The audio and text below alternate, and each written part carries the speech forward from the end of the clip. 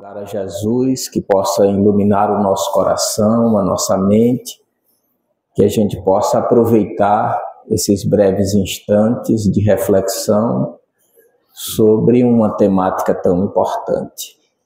Mas primeiro gostaríamos de convidá-los para a nossa segunda jornada espírita de Campo do Brito, que vai acontecer agora no dia 30 de novembro e 1º de dezembro, no sábado à noite e no domingo, manhã e tarde. Lá receberemos Ana Tereza Camasmi, uma psicóloga do Rio de Janeiro, Adeilson Salles, um psiquiatra de São Paulo. Teremos ainda Ítalo Lima e Rodrigo Mendes num show musical aqui de Sergipe. E Eusa Missano, de Sergipe, João Maranduba, de Sergipe, e o Tiago Brito, lá do Rio de Janeiro, com uma apresentação de um stand-up comedy, onde ele faz uma abordagem sobre as temáticas espíritas de uma forma doce, cômica, agradável. Ele se apresentou aí no nosso último Congresso Espírita de Sergipe. Então, ficam todos convidados. Como no nosso salão comportamos apenas 400 lugares, então é preciso a inscrição. Aí a gente colocou para uma doação voluntária de um pacote de leite para ser doado na comunidade. E quem desejar, tanto pode se inscrever pelo Simpla, pela internet, como entrar em contato conosco, e a gente vai ficar muito feliz em recebê-los. Mas então, mediunidade e moral. Entendermos qual a relação entre a mediunidade e a moral. É preciso compreendermos o que seja mediunidade, o que seja médium e o que seja moral, para que a gente possa então compreender a relação entre a mediunidade e a moral. Lá no capítulo 20 do Livro dos Médios, o Livro dos Médios é uma obra que é resultado de 506 perguntas em que Allan Kardec, da questão 76 à questão 614, ele pega essas respostas e constrói o Livro dos Médios, que é um livro que estuda o mundo espiritual, o mundo dos espíritos, e a relação que nós temos com esse mundo espiritual, trazendo a naturalidade das coisas. E ele abre essa temática na questão 76, fazendo uma pergunta bem interessante aos espíritos superiores, porque ele interroga aos amigos supremos: que definição se pode dar dos espíritos? Olha que coisa interessante, né? E mesmo no meio espírita, a gente pode dizer, bem, mas todo espírita então deve ter uma segurança muito grande do que seja espírito. E, no entanto, nós assistimos espíritas que têm medo de espíritos. E a comunidade, de forma em geral, quando fala em alguma coisa relacionada aos espíritos, costuma dizer, nossa, me arrepiei. E aí já associa logo alguma coisa, olha, é sobrenatural, é alma penada, é assombração. Os filmes, né, retratam muito isso e a gente recebe essa influência cultural. Então essa pergunta é extremamente valiosa. Que definição se pode dar dos espíritos?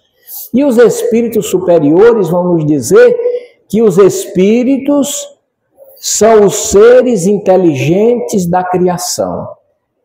Olha, gente, os espíritos são os seres inteligentes da criação, povoam todo o universo fora do mundo material. Então, se absorvermos esse conceito como uma máxima, como uma verdade, entendendo bem o que ele significa, aí a gente já muda muita coisa em relação à nossa postura, o nosso comportamento, o nosso sentimento na vida e fora da experiência desta vida material. Porque os seres inteligentes, está nos dizendo aí os espíritos, que esses seres estão então povoando todo o universo dentro das suas condições. Jesus, quando ora afirmou que na casa do Pai existem muitas moradas, é justamente essas diversas moradas, condições diversas para que esses espíritos em condições diversas habitem cada lugar condizente com a sua condição. Então, a mediunidade, diz a doutrina espírita, é um atributo do organismo. Olha, a mediunidade é algo do corpo. Por isso que a relação com a moral não diz respeito à mediunidade. E no capítulo 20 do Livro dos Médiuns, Influência da Moral do Médium, Allan Kardec interroga os espíritos no item 226, fazendo a seguinte pergunta: o desenvolvimento da mediunidade corresponde ao desenvolvimento da moral? Ou seja, uma pessoa moralizada, ela alcançou essa moralização também porque ela tem uma mediunidade que se desenvolveu? E os espíritos vão responder dizendo que a mediunidade é do organismo, que não tem nenhuma relação com a moral. Mas o seu exercício, olha agora, então a moral em sua essência não diz respeito a moral não diz respeito à mediunidade. E o texto até aqui lido, né, no capítulo 24, não coloqueis a candeia debaixo do alqueire, a mensagem nos dizia justamente isso, que, olha, se Deus fosse dar a mediunidade apenas aos homens bons, seria como dar a palavra. Se ele fosse dar a palavra a quem falasse apenas coisas boas, teríamos mais mudos do que pessoas falantes. Então, a mediunidade é um recurso que Deus nos concede para que a gente possa se aperfeiçoar, fazendo um bom uso dela. E que, obviamente, todos nós a temos, porque também no Livro dos Médiuns encontramos a informação de que todo aquele que tiver em um grau qualquer, que perceber em um grau qualquer a presença dos espíritos, é, portanto, médium. E se nós não tivéssemos a mediunidade, não poderíamos receber a influência do nosso anjo de guarda, do nosso mentor espiritual. Então, nós precisamos da mediunidade. Todos a temos, sonhamos, temos intuições, temos pressentimentos. Tudo isso é um exercício da nossa faculdade. Eu nunca sonhava, raramente sonhava. Então, comecei um tratamento homeopático. E aí começa a falar da sua vida. E eu então disse, olha, eu não sonho. Não, nós precisamos sonhar. E é impressionante aquelas gotinhas que passei a tomar, agora estou sonhando todos os dias. Achei isso uma coisa extraordinária, embora meus sonhos são muito confusos ainda. E aí eu fico me perguntando, será, meu Deus, que intimamente eu sou tão confuso como tem sido esses sonhos? E nós precisamos, portanto, agora fazer essa análise, porque a revelação da ciência psicológica tem nos mostrado realidades que guardamos que até então a gente não dava importância. E a mediunidade é uma sensibilidade de captarmos essas coisas, chegarmos em um ambiente e de repente ser atingido por uma tristeza, sem saber de onde isso veio. Mas como?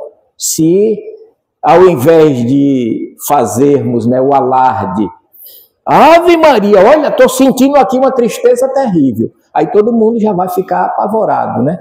Já vai dizer, aí é um bruxo, é um louco. Não, aí perguntar, como é que vocês estão? Vocês estão preocupados com alguma coisa?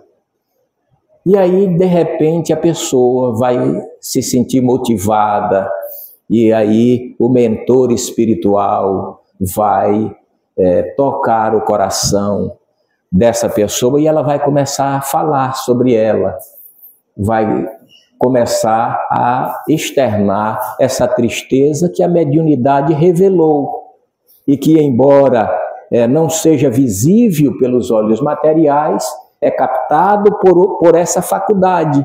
E como os próprios espíritos disseram, é como a visão, a audição ou a fala. É uma faculdade do organismo. E a moral, gente, tem tanta relação e representa tanto a condição do médium exercer essa mediunidade.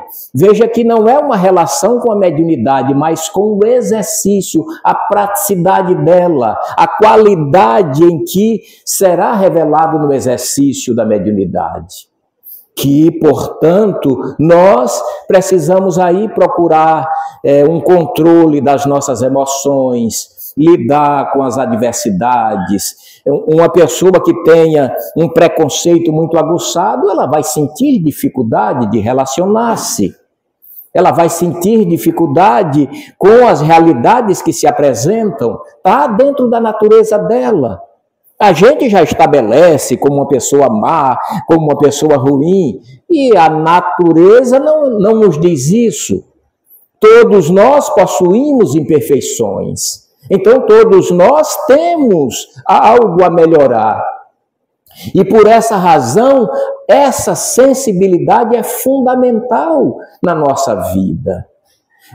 Nós encontramos duas experiências bastante valiosas sobre a relação entre a moral e o exercício da mediunidade. Nós tivemos no Brasil o João de Deus, um grande médium de cura,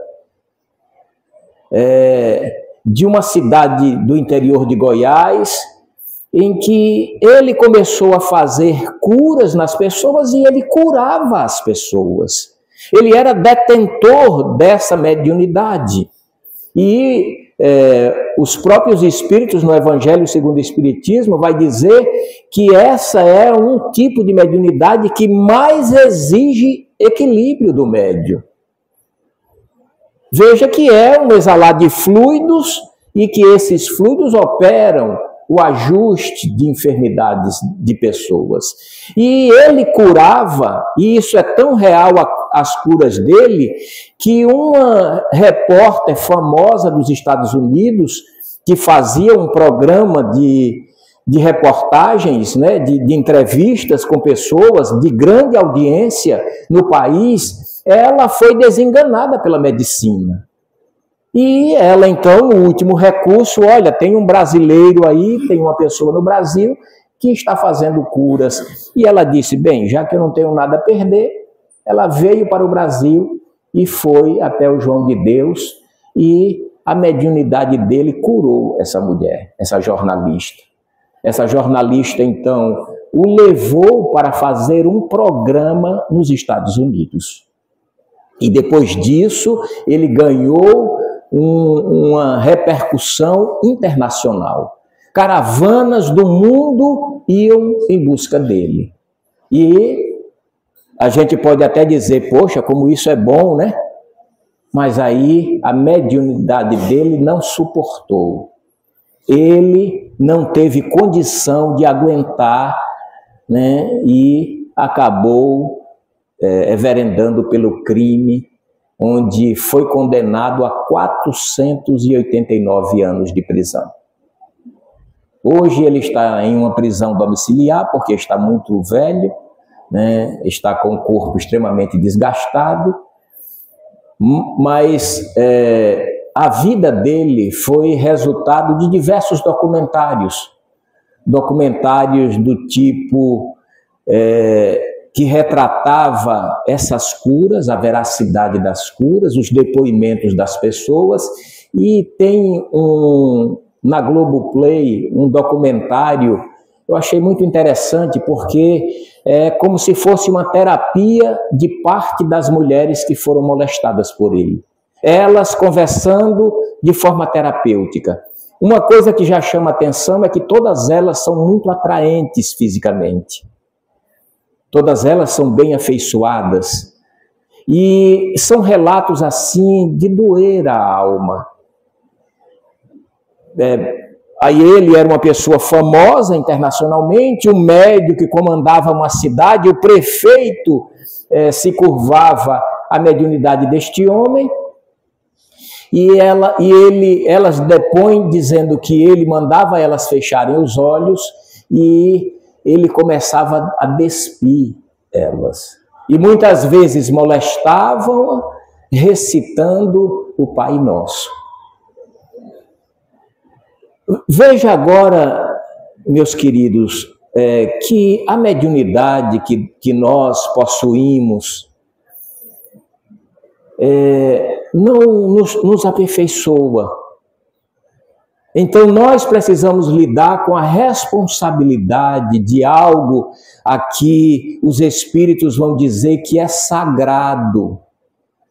E é sagrado realmente. Esses dias, minha esposa conversava comigo e me dizia assim, você é muito dedicado ao centro, nós sentimos sua falta. Digo, olha, aí eu vou precisar da compreensão de vocês. Porque se eu não me dedicar, como é que eu vou prestar um socorro? Porque quando alguém liga aqui, a primeira coisa que eu faço é rogar ao nosso mentor espiritual, ao mentor espiritual da casa. E se eu não me esforçar, se eu não produzir isso, como eles poderão me auxiliar? E isso, gente, cabe a todos nós. A nossa mediunidade, por mais que ela seja ostensiva, e isso não nos moraliza. E aí a gente pode ter uma inclinação.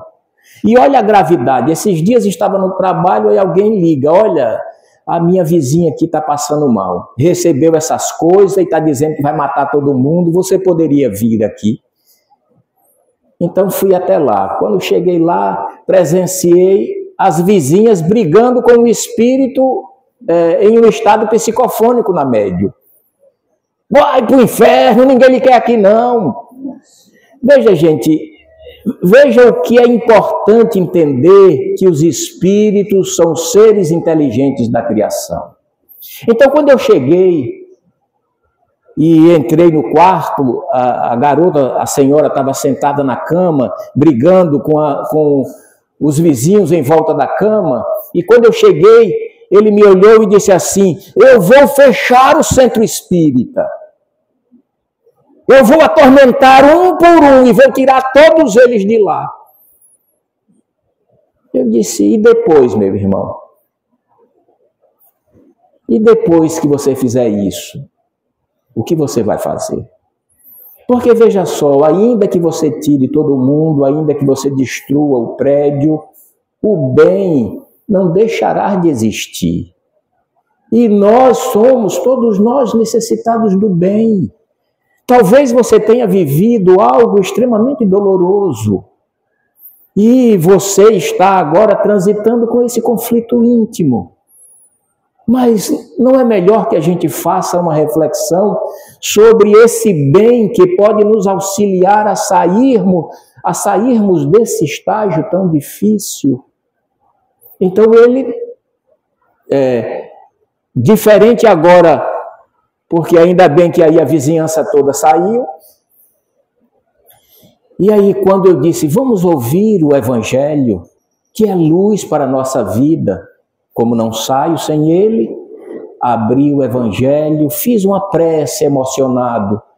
E é impressionante como eu percebi, eles permitiram que eu percebesse, uma equipe de espíritos chegando. Eu vi que eram muitos.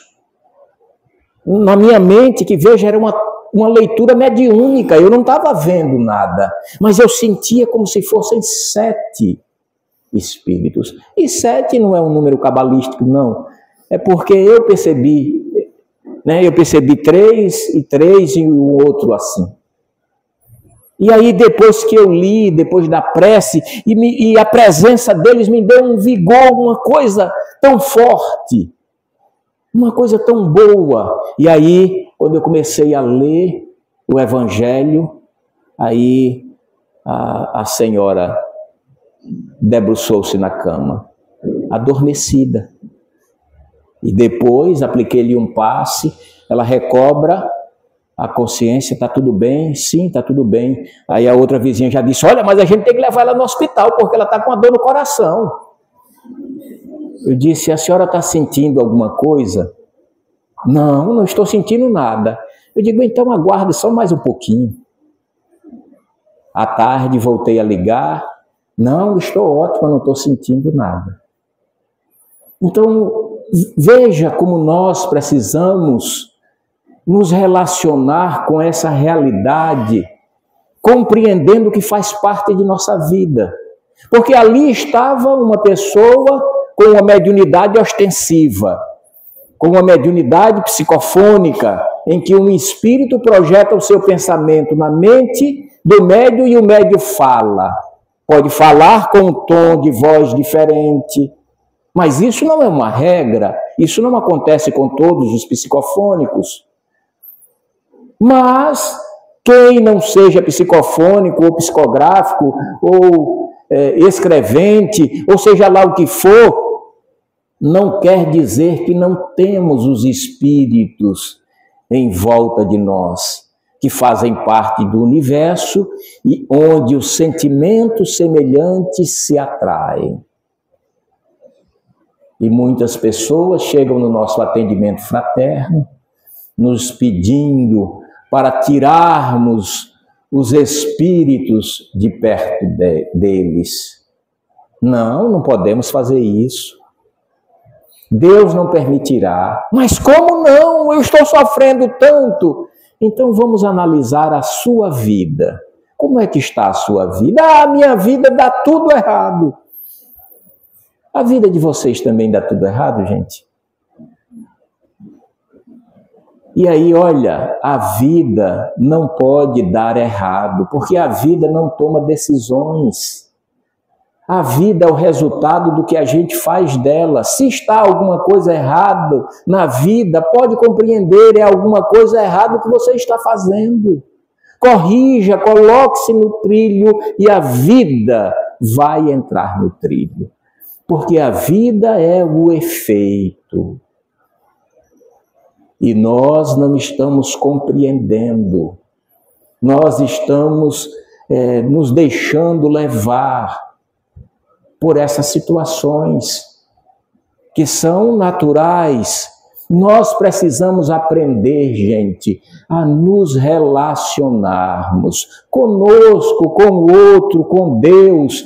Aquela história do maior mandamento, que devemos amar a Deus sobre todas as coisas, amarmos a nós e, na medida que amarmos a nós, amarmos o outro. Isso é uma filosofia existencial que nos encaminha à felicidade. Como é que eu posso amar a Deus? Se eu perguntar aqui, todos nós vamos dizer, não, eu amo a Deus, porque nós amamos a Deus. Não é verdade? Mas será que é mesmo? Nós amamos a Deus sobre todas as coisas. Amar a Deus sobre todas as coisas é não se aborrecer. Se eu me aborrecer com alguma coisa, eu estou amando mais aquela coisa do que a Deus. Veja como é tão importante amarmos a Deus sobre todas as coisas. Então, tudo que nos acontecer, eu terei força para o enfrentamento. Compreendendo que tudo é passageiro, tudo vai se alterar, tem uma razão de ser, a vida está me ensinando alguma coisa, eu vou sair melhor, eu vou sair mais forte. E Jesus vai dizer, ame ao inimigo, seja caridoso para com o criminoso, pague o mal com o bem. Tudo relacionamento, gente. Tudo relacionamento. E, no entanto, nós imaginamos que ser cristão é ter uma religião, aí a gente vai para a religião, ter a religião apenas, né? Ou responder às pessoas, eu sou cristão. E aí a gente, com fé em Deus, Ele me paga. A gente tem fé em Deus que o outro que a gente não gosta vai nos pagar. Então, são todas essas relações confusas que a gente não entende o nosso papel. E a mediunidade é essa bênção, porque vai nos dar a capacidade de perceber esse mundo sutil, essa emoção vibratória que caminha entre nós. E que quando temos equilíbrio, aí a gente consegue, olha, subir um degrau. E aí, se a gente sobe um degrau, as vibrações que está um degrau abaixo não conseguem nos alcançar. Se subimos mais um, os que estão em segundo degrau não conseguem nos alcançar. Então, à medida em que a gente vai evoluindo, é claro que as influências negativas, elas são menores. Por quê? Porque nós já construímos as resistências. A gente não vai estar se aborrecendo se choveu, se o sol está muito quente, se está calor. Como se nós pudéssemos aqui ter um botão, um controle para modificar até a condição da natureza conforme o nosso bel prazer. Então, é fundamental nos interrogarmos como é que nós estamos sendo como marido, como mulher, como filho, como pai, como patrão, como empregado, como cidadão, como cristão. Ah, eu sou cristão. Sério? Você é mesmo cristão? Sim. Vai vender um carro. Aí quando a gente vai vender o carro, aí a gente esquece que é cristão. Então a gente muda a quilometragem e a gente diz assim, vou passar para a frente. Aí a gente sabe que, olha, vai bater o motor. O mecânico diz, olha, aqui esse carro, Virgem Maria, eu vou passar para a frente. Então quer dizer, o nosso problema a gente passou para a frente. Mas Jesus, ele vai dizer que a gente precisa pagar o mal com o bem. Olha, se alguém nos fizer o mal, a gente precisa fazer o bem. Aí o Chico Xavier, ele tinha um hábito muito interessante. Ele ia na feira comprar tomates. E ele colocava os tomates que escolhia e depois pegava um estragado. E botava na bolsa. Aí depois a pessoa perguntou, mas Chico, por que todas as vezes você coloca um tomate estragado? Ah, minha filha, senão é ele quem vai ficar no prejuízo sozinho. Olha o que são gestos desafiadores que a gente diz logo que isso é tolice, que isso é dos fracos. Mas será que é, gente? Será que é fraco mesmo? Faz esse teste para ver como vai ser difícil, como a gente vai tremer para colocar o tomate estragado dentro do saco. E isso tudo é conhecimento de nós mesmos, para compreendermos os estágios que nós estamos. E posso garantir, gente, não existe ninguém que não seja filho de Deus, que não será um espírito crístico um dia. Entre nós, na humanidade, todos nós nos tornaremos perfeitos. E por isso não somos demônios. E por isso não somos desalinhados dessa natureza. Não, são as nossas decisões, são as nossas escolhas. É aquilo que ora nos representa que estamos agindo. Então precisamos agora nos colocarmos diante desse espelho. Olha, tenho mediunidade e recebo influências, e diante da natureza desse campo vibratório, quais são as vibrações que eu estou atraindo para mim? Porque no campo da sexualidade, aí a gente imagina, né, que todo mundo é canibal. E todo mundo tem que fazer isso. Aí no filme Chico Xavier é bem interessante, porque o Chico, ele aos 4 anos via os espíritos, denotava que era um espírito extremamente evoluído, um espírito que trazia já de uma herança de profundo equilíbrio. E ele então cresce afeminado. Por quê? Porque não era brucutu. Era doce, amável, gentil. Os princípios morais faziam parte dessa alma educada.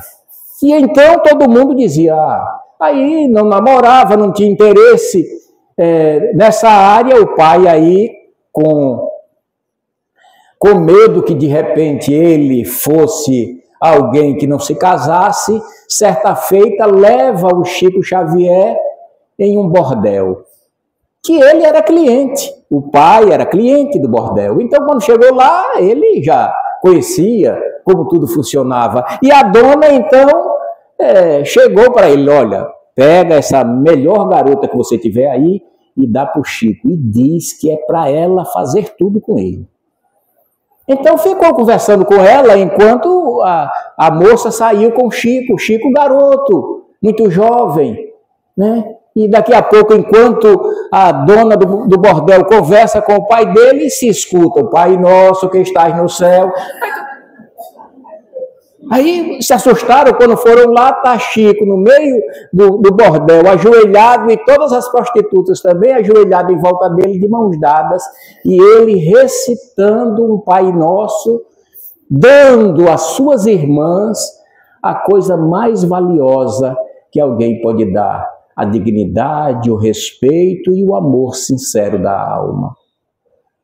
Então veja o que é alguém equilibrado com a sua mediunidade. Aquele que, segundo os estudos, porque a própria NASA veio estudar a mediunidade de Chico Xavier. Isso está catalogado cientificamente. A NASA, gente, a empresa cientista mais importante do planeta. E, no entanto, atestaram, fazendo a leitura, né, do campo vibratório do Chico Xavier, que estabeleceram, não sei como eles mediram isso, com as parafernálias científicas, de que ele tinha 12 metros de vibrações. A nossa talvez seja 12 milímetros, né, ou 2 milímetros, mas a de Chico, veja que num lugar de prostituição, ele não usou de nenhum tipo de preconceito para com aquelas pessoas, não se sentiu desconfortado, seguiu a ordem do pai, mas chegou lá e entregou-se de alma àquelas pessoas, tenho certeza que depois de uma visita daquela, elas foram tocadas de forma positiva e saudável. Isso é a mediunidade exercida com alguém dotado de princípios morais.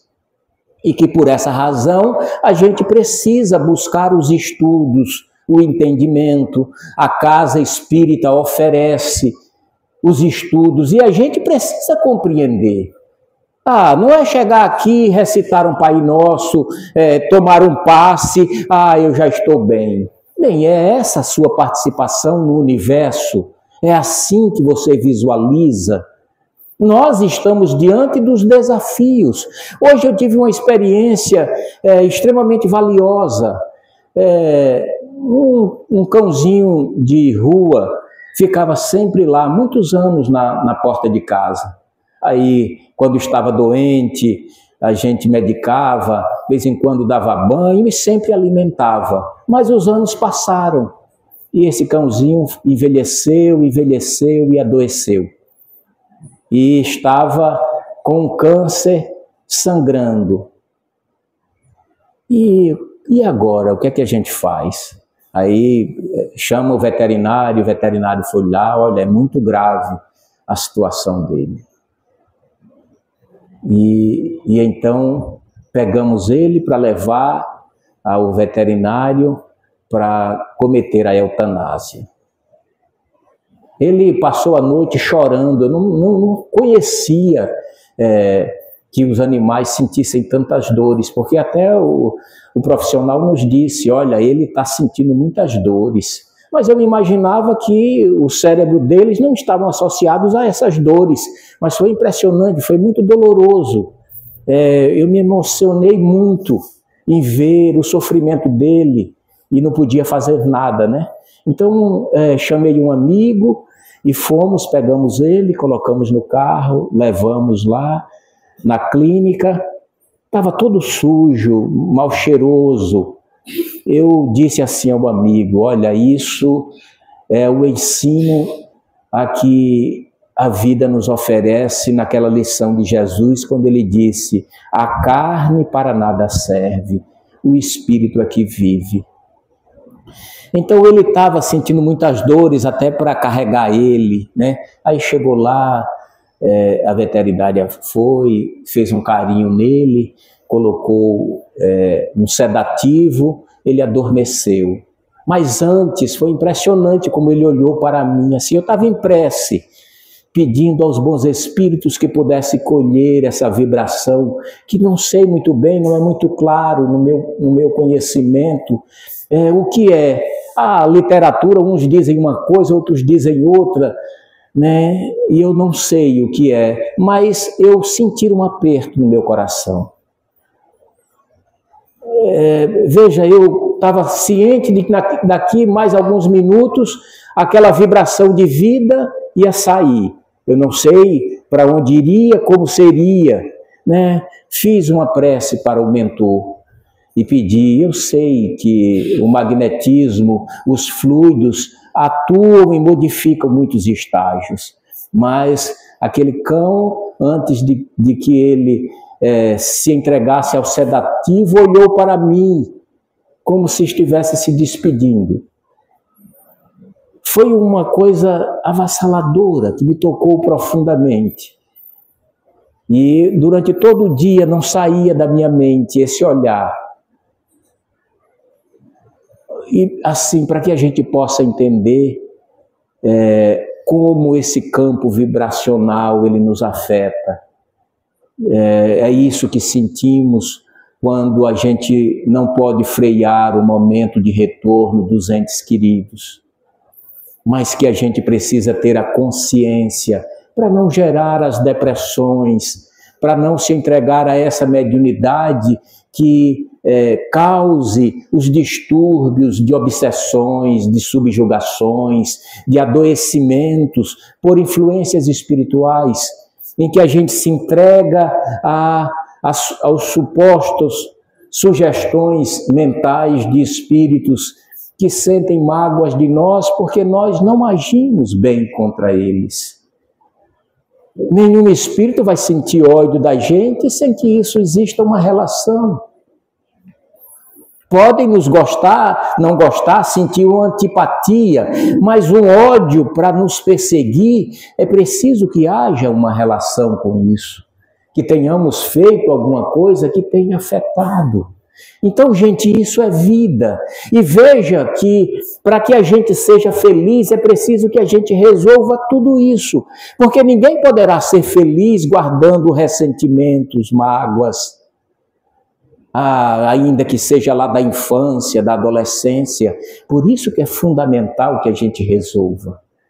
E os céus nos apresentam uma ciência psicológica, nos apresenta uma ciência espírita para a gente falar desse universo, desses sentimentos, dessa ação mediúnica, desses valores que vão fazer com que a gente possa deixar na estrada esses fardos, para que não se transforme em dores, em mágoas, em ódios, que descambem para efeitos de suicídios, de homicídios, de violações diversas.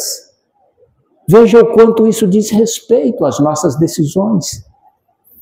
Existem manicômios com diversas pessoas que, na verdade, não são esquizofrênicas, não são loucas, sofrem a influência dos espíritos e agem como loucas.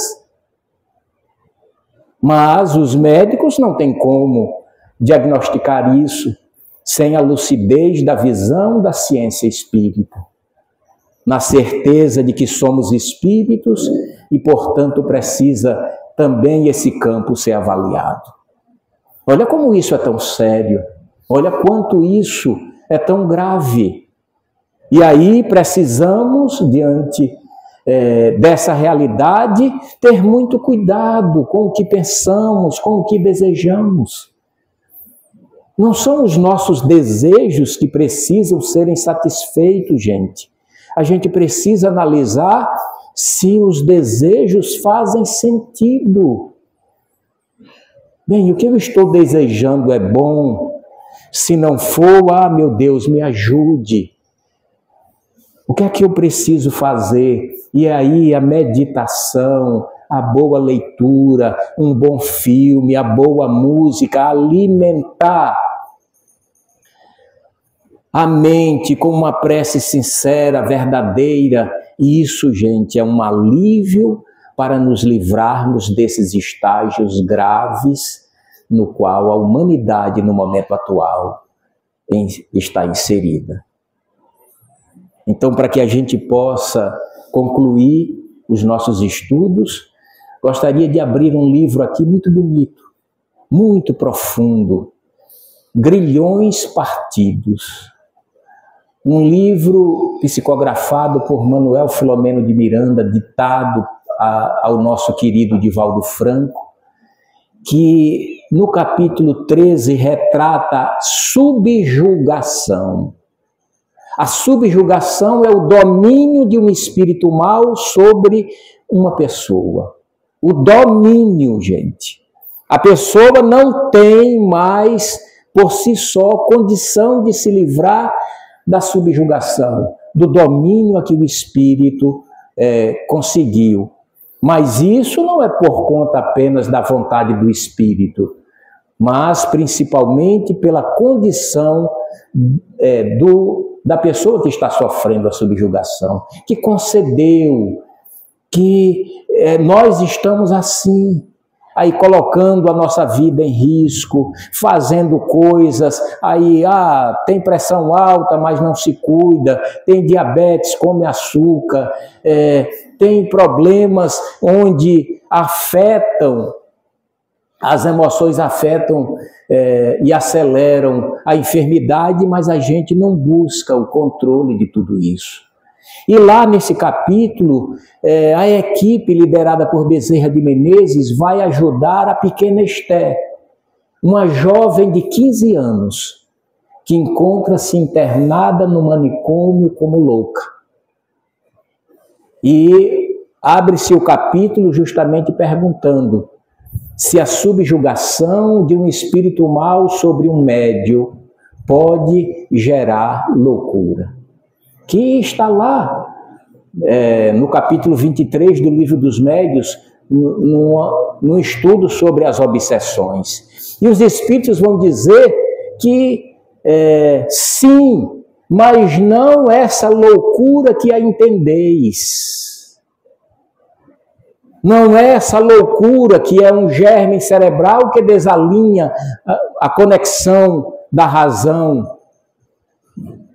Uma influência espiritual sob uma subjugação é o espírito mal conduzindo essa pessoa, aí ele tem atitudes como se fossem de um louco.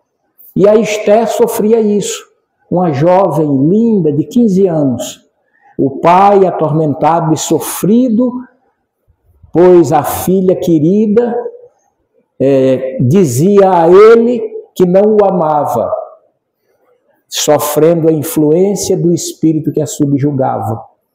E esse pai, então, vendo a filha querida, que ele dedicou a vida, estava em frangalhos, e o espírito tinha ódio do pai, e usava a pequena Esther, porque ela tinha mediunidade. Conforme a lição é esclarecida pelo Bezerra de Menezes, que começa a detalhar as razões. E a equipe, então, começa a dizer que, em alguns casos, é irreversível a loucura sobre uma subjugação se não houver uma ação divina. Ou seja, se as pessoas em volta não orarem, não compreenderem isso, e ele então começa a retratar que a família buscou a casa espírita, a reunião mediúnica estava orando por ela, e isso tudo emitia os fluidos, aquele lugar em que os espíritos utilizavam isso para socorrer a pequena atormentada.